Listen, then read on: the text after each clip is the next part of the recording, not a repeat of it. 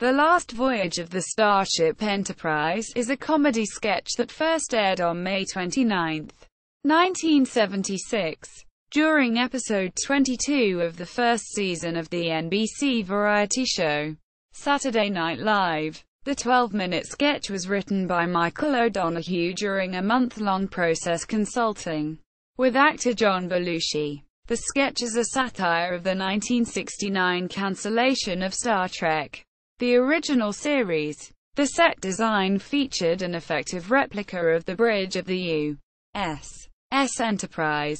Dress rehearsal was difficult, with the writer doubting whether Belushi would be able to pull off an effective parody of William Shatner's performance as Captain James Kirk. However, the result was a success, and O'Donoghue immediately congratulated Belushi after his performance and reflected that he had perfectly parodied Shatner as Kirk. The sketch became an instant cult classic hit among Star Trek and science fiction fans. The 1977 book Saturday Night Live, edited by Ann Beatts and John Head, included a copy of a note from Star Trek creator Gene Roddenberry praising the comedic bit. The sketch was released on a 1985 Saturday Night Live compilation VHS that featured the best of John Belushi, and re-released with the same title in DVD format in 2011. In his book Metapop, author Michael Dunn called the comedic bit among the most well-known of all Saturday Night Live routines. The Chicago Sun-Times referred to it as an intelligent satire of Star Trek. The Los Angeles Times placed the parody among the program's top 10 sketches of all time. On the series' 40th anniversary, Tulsa World listed the sketch as one of the television show's most iconic. The New Yorker film critic Anthony Lane wrote that Belushi was flawless and captured Shatner's essence while adding simultaneously his own layer of weariness to the character. The Hollywood Reporter interviewed Tom Hanks and Elliot Gould in 2015. Gould called the sketch a favorite, while Hanks placed it among the best 5 of all time in ranking every single Saturday Night Live cast member by talent in 2015.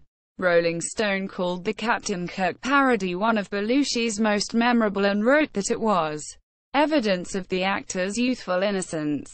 Plot synopsis.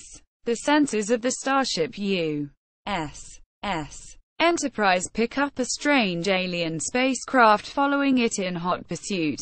Mr. Spock, played by Chevy Chase, identifies it as a 1968 Chrysler Imperial with a tinted windshield and retractable headlights.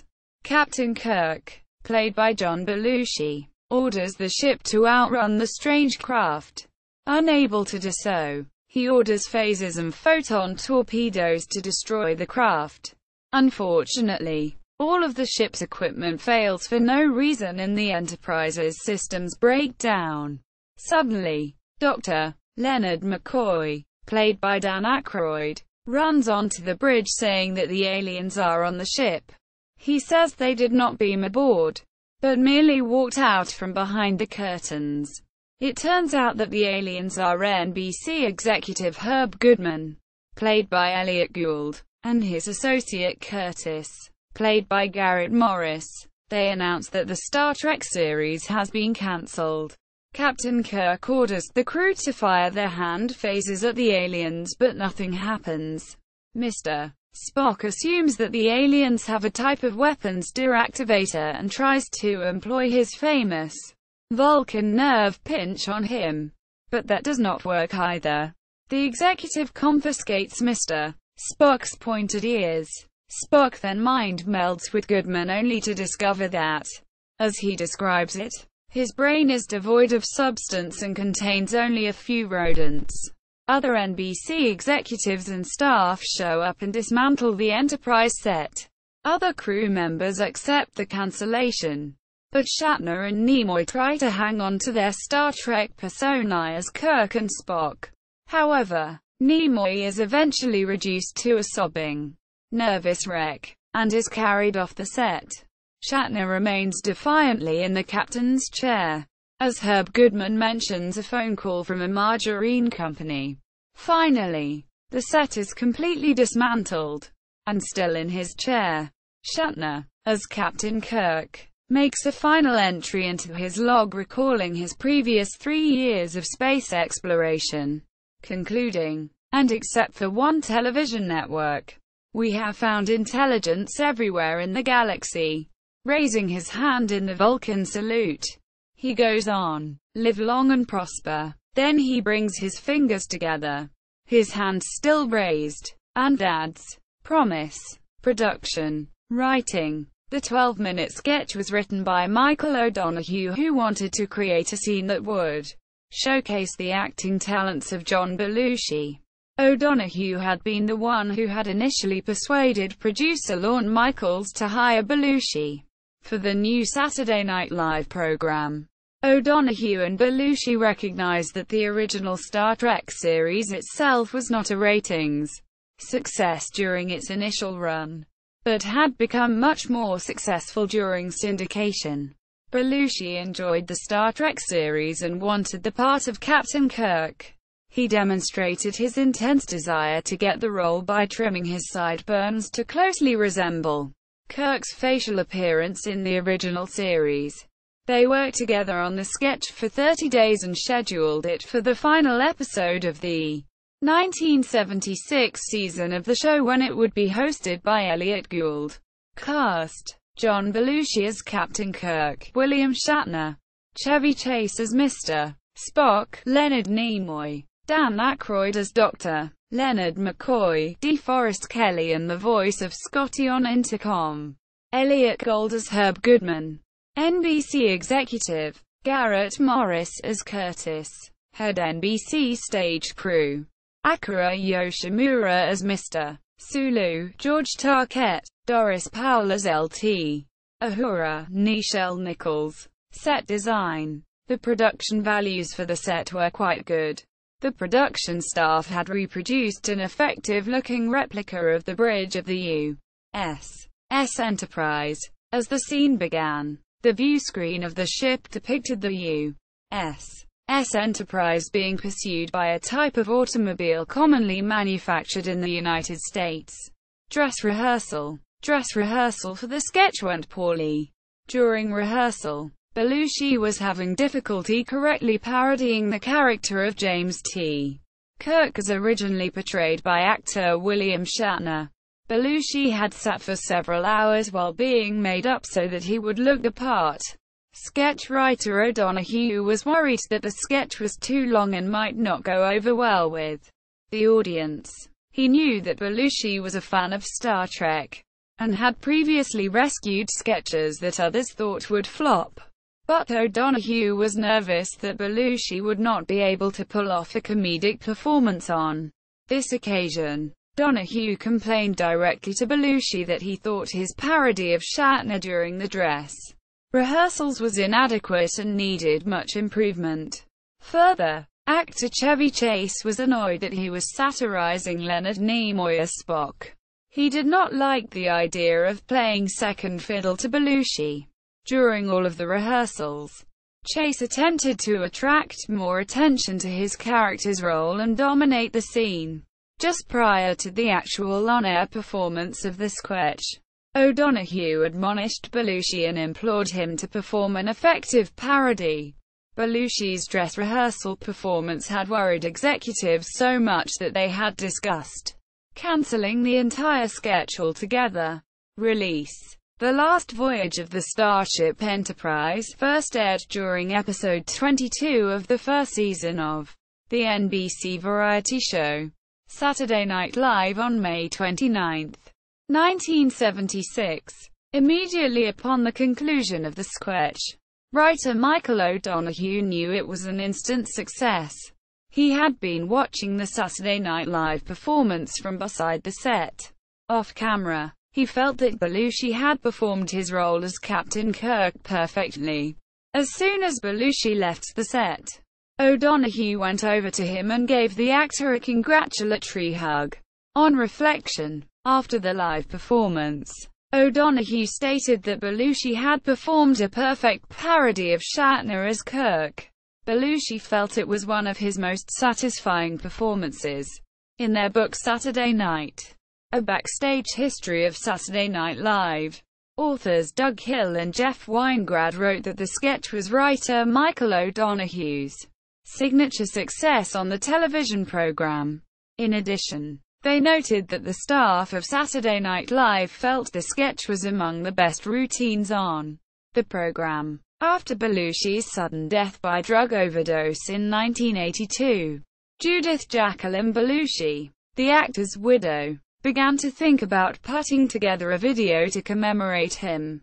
The sketch was included on the 1985 Saturday Night Live release of 16 sketches featuring Belushi, called The Best of John Belushi, produced by Lorne Michaels and Judith Jacqueline Belushi, sold by Warner Home Video in VHS format. Together, Lorne Michaels, Belushi's brother Jim Belushi, and Judith Jacqueline Belushi reviewed the actor's comedic sketches from Saturday Night Live to select what were generally considered his best works. In an interview with the Los Angeles Daily News on the 1985 VHS release, Belushi's widow commented she was not sure if her husband had a particular sketch he liked the most, but that he considered the Star Trek parody among his favorites. The Best of John Belushi edition in VHS format sold approximately 200,000 copies. It reached number 3 on Billboard's Top Video Cassette Sales chart in February 1986. The DVD edition of the collected shorts video released by Saturday Night Live was released in 2011, again under the title The Best of John Belushi. Themes. Writing for American humor. Academic Robert G. Pielka observed that the sketch was a very well done and moving reflection on NBC management's fealty to Nielsen ratings and profit. Pielka went on to analyze the sketch and characterized it as an example of Saturday Night Live resisting conformist authority. He commented that an injustice had been wrought by NBC, the company, whereas the NBC executives who came to shut down Star Trek were simply pawns in the process. He posited that the U.S.S. Enterprise crew members were against canceling the television program because their self-worth had become tied to it. Pielka noted that within the confines of the sketch's plot itself, as each crew member realized there was no option other than cancellation, they each showed their actual identity and humanity. Pielka praised the final scene of the sketch as evocative of the original series and an indictment of capitalism. He wrote that Belushi finished off the sketch with a moving rendition of the introduction to the original Star Trek series, while modifying it slightly to emphasize that NBC's greed had ended the Enterprise mission. Mother Jones magazine additionally commented upon the key theme of satire over conflict between the critical success of Star Trek and the decision to cancel the program by the studio executives. The magazine noted that writer Michael O'Donoghue's work for the sketch was among the highest caliber scripts he had written for Saturday Night Live. Mother Jones found it ironic that in the sketch the Enterprise was defeated not by its traditional enemies such as the Klingons, but by a stupid NBC executive in charge of the network's programming schedule. Upon re-release of the sketch on the Saturday Night Live compilation DVD titled The Best of John Belushi, John Corey wrote for Inside Pulse that the sketch was still one of 10 best ever on Saturday Night Live. He pointed out the irony that it was not Khan Noonien singer the Klingons that defeated the Enterprise, but an enemy much more powerful. NBC executives Nick Hartel reviewed the DVD release for DVD Talk, and commented that the sketch's satire succeeded because it was a surreal form of meta-comedy that dared to criticize NBC management. The New Yorker film critic Anthony Lane reflected on the sketch and Belushi's performance in 2013. Lane thought that the sketch was an effective satire of the cancellation of the series and simultaneously served as a death knell for the Star Trek franchise. He felt that viewers watching the sketch in 1976 would be hard-pressed to imagine a future 37 years later, where Star Trek was so thoroughly ensconced within popular culture. Lane wrote that Belushi was flawless in his role parodying Shatner playing Kirk. He observed that Belushi both performed an effective parody, while simultaneously injecting his own weariness into the Kirk character. Lane wondered how the Star Trek franchise could ever come back from the total deconstruction the SNL skit presented. Impact on Star Trek. The sketch became an instant cult classic hit among Star Trek and science fiction fans.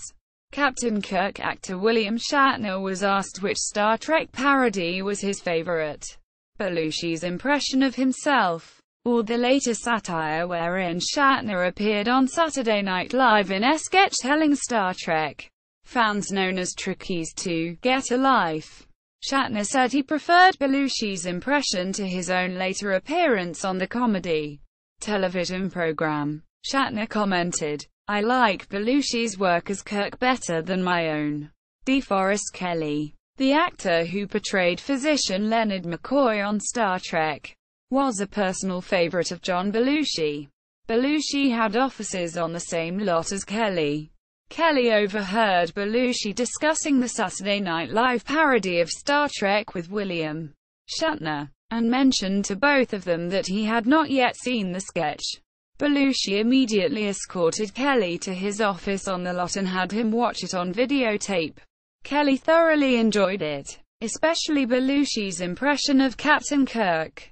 He later remarked that he had trouble going back to act on the Star Trek set in a scene opposite Shatner because he could not stop laughing remembering the Saturday Night Live parody and Belushi's portrayal. Belushi later gave Kelley a signed videotape of the sketch. He had written, "Live long and prosper," on the tape. Kelley sent the videotape to close friends when Belushi died because he did not want to hold on to the memento, which brought up sad memories of his loss. The 1977 book Saturday Night Live, edited by Ann Beatts and John Head, included a rough version of the plot of the comedic bit, as well as a message from Star Trek creator Gene Roddenberry in which he effusively praised the sketch. Roddenberry had sent a letter to Elliott Gould on June 3, 1976, in which he thanked the actor for the parody and said he would show it to members of the actual Star Trek cast. Roddenberry called the sketch creatively designed with the light comedic touch necessary to pull off an effective satire. Elliott Gould later told The Hollywood Reporter that the success of the sketch inspired Roddenberry to create the first feature film version of his series, Star Trek: The Motion Picture. Reception. In reviewing the best of John Belushi when Saturday Night Live released the compilation to VHS in 1985, the New York Times critic Fred Ferretti highlighted Belushi's role as Captain James Kirk among the actor's memorable performances. In his 1992 book, Metapop, Self-Referentiality in Contemporary American Popular Culture, author Michael Dunn called the comedic bit one of SNL's most famous sketches. The Los Angeles Times called the sketch one of the television program's most noteworthy of all time. In a 1999 article reflecting on the 25th anniversary of Saturday Night Live, Los Angeles Times journalist Susan Keller placed the Star Trek parody at number 8 on a list of the program's top 10 all-time sketches. In a contribution to the 2001 compilation book Faith, Reason, and Political Life Today, Paul A. Cantor calls the sketch among the best of Star Trek parodies, saying it is hysterical. A 2005 article by journalist Darrell Jevons, writing for the Chicago Sun-Times, called the sketch an intelligent satire of Star Trek, reflecting on Belushi's impact 25 years after the actor's death. A 2007 Associated Press article noted that the parody of Captain Kirk, Bluto from Animal House and the Saturday Night Live Samurai were among the characters that illustrated his acting versatility. In a 2008 article published by HuffPost TV, Columnist Richard Keller characterized the sketch as one of the most well-known satires of Star Trek, the other being another Saturday Night Live episode where William Shatner appeared playing himself. Los Angeles Times film critic Betsy Sharkey wrote that Belushi's performance was so nuanced and full of depth, because he was able to skillfully rely upon the depth that William Shatner had given to the character's prior portrayals. It was described by TrekMovie.com founder Anthony Pascal as one of the best Star Trek parody sketches of all time. Reflecting on the life of John Belushi for a 2012 article, WOMC placed the sketch among those regarded as the most well-remembered and loved performances by the actor. In his 2012 book Star Trek: The Complete Unauthorized History, author Robert Greenberger called the piece a classic.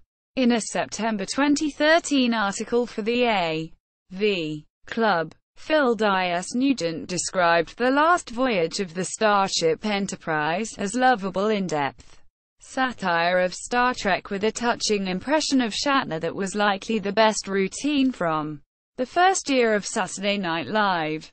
In a subsequent review of the episode in an October 2013, D.S. Nugent again praised the sketch, writing that it was an outstanding work both as a form of humor and a tribute to Star Trek fans.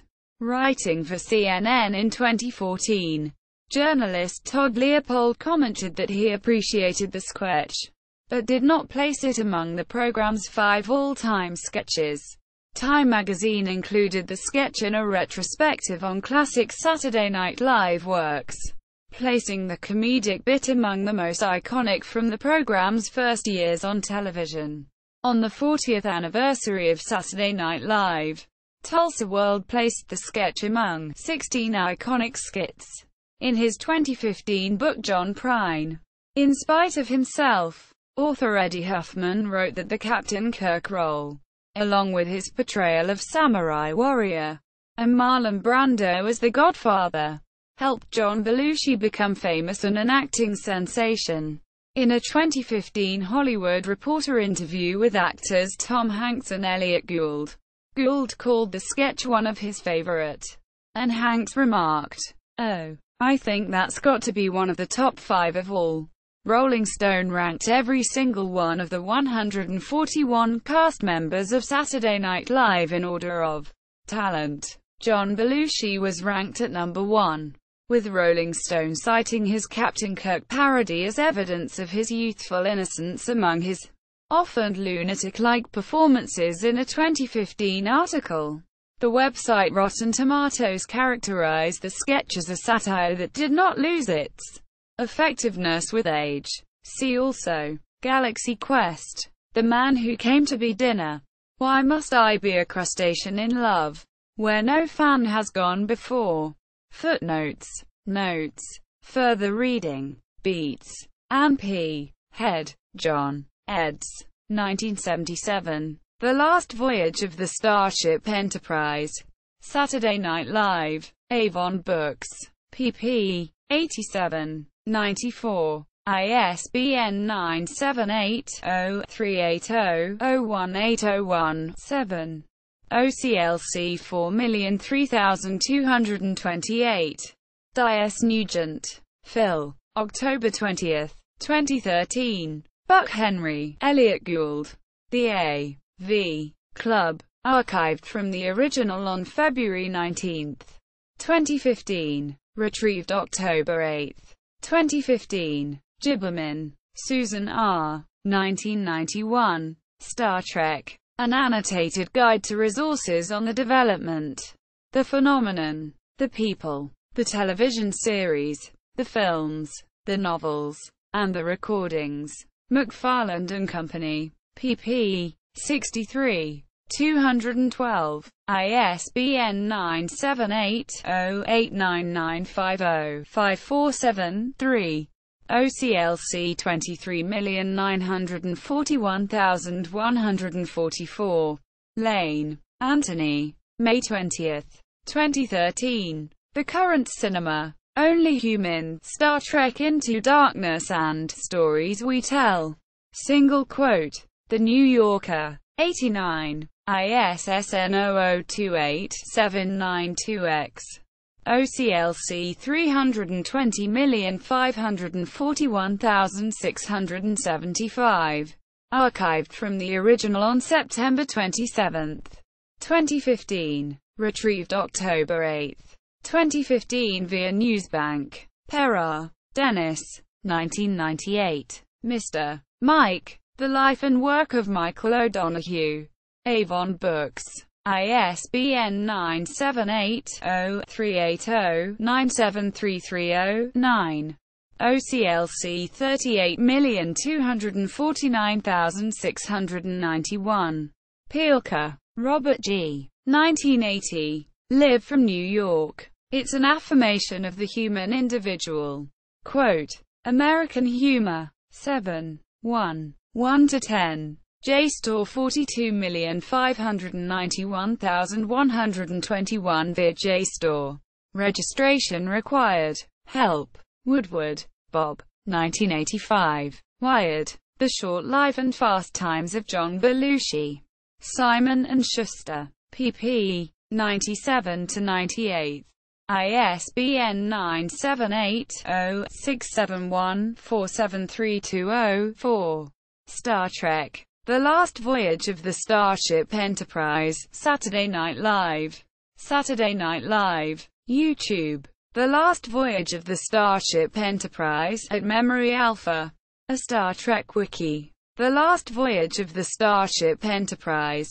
SNL transcripts. Archived from the original on June 5, 2015. Retrieved October 8, 2015.